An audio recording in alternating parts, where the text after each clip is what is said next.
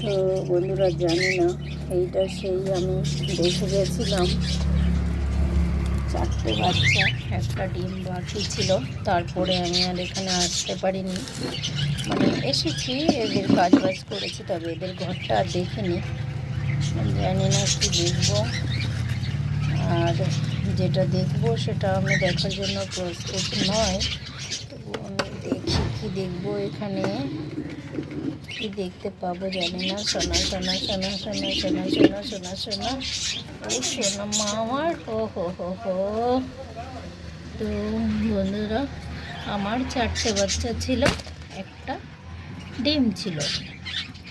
তো আমার পাখিটা ঠিকই আছে, 4টে বাচ্চাই রয়েছে আর ডিমটাই রয়েছে।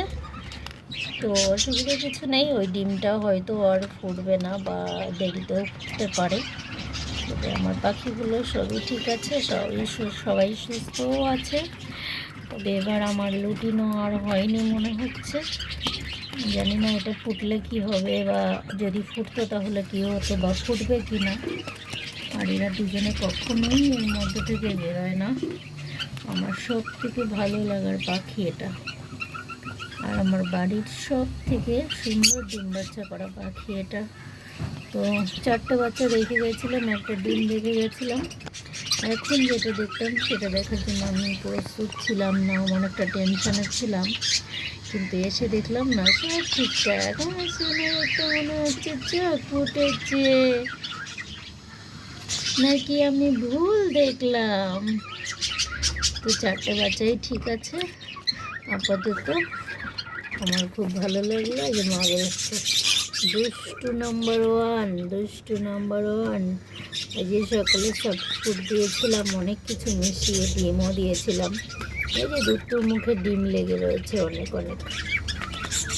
তো খাইয়েও দিয়েছে সবাইকে, সবার পেটে ভরা আছে। আমি এখন জলটা চেঞ্জ করে আবার নিচে টিন দিয়ে জল দেবো। মা বাবা দুজনেই এখানে আছে। দেখুন মা আর বাবা, মাটা সামান্য একটুখানি কালার ডিফারেন্ট আছে, সেই জন্য আমার একটা করে লুটিনো বেবি হয়। আর এর বেশিরভাগই অফলাইন বাচ্চা হয়, মানে নর্মাল রোজি খুবই কম হয়। তবে এই বাচ্চাগুলোকে আর কয়েকদিন পরই আমি এদেরকে তুলে নেব। তুলে নিয়ে আমি হ্যান্ড ফিডিং করাবো, আমি ওদের মা হয়ে যাব আর কি।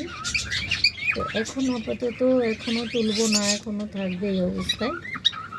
এখনও একদমই অনেকই ছোটো আছে, আর এমন অবস্থায় আছে যে মা বাবা যে ওদের কেয়ার করছে না,